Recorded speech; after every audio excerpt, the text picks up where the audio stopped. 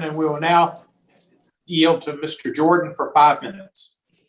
Thank you, Mr. Chairman. I would just come to Mr. Popper.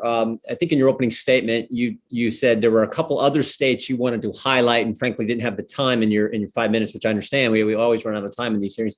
So I was just going to give you a chance to talk about. I think one of the states you mentioned was Texas. I actually forget the other state that you may have referenced, but give you a few minutes to talk about those states and what's happening there and how it relates to our subject matter. Thank you, Congressman. I think I did speak about them. I managed to sneak them in somewhere, but Okay. I was merely making the point. I thought that in Texas, the atmosphere is so loaded in favor of getting people to the polls.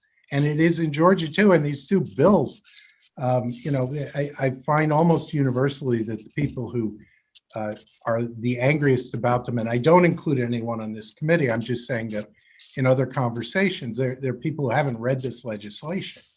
If I could, Mr. Popper, my understanding is in both states, there was already great access. I mean, amazing access for people to vote, which is what we want. We want to make it easy to vote, hard to cheat. I mean, it's a cliched statement, but it's accurate. So that was already the case. But these two pieces of legislation actually make it easier for all residents in Georgia and Texas to get to the polls. Is that accurate?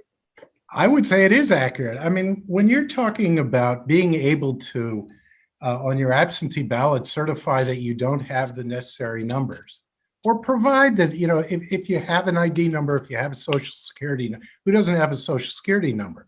There are people who don't, but if you don't, all you have to do is certify that you don't have one.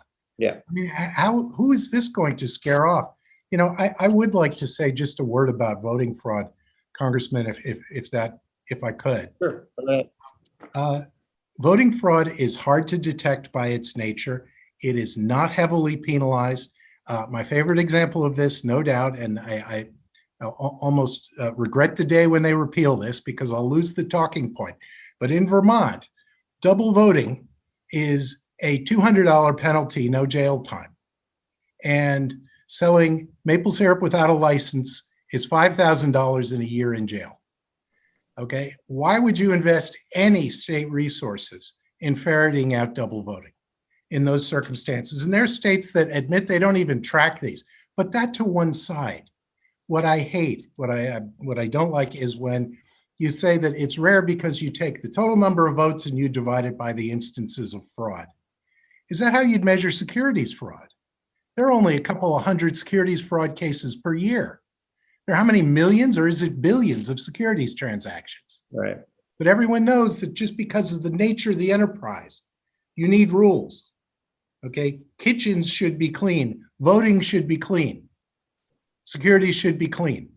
And I also am mystified as to why people are aware that people will cheat at baseball.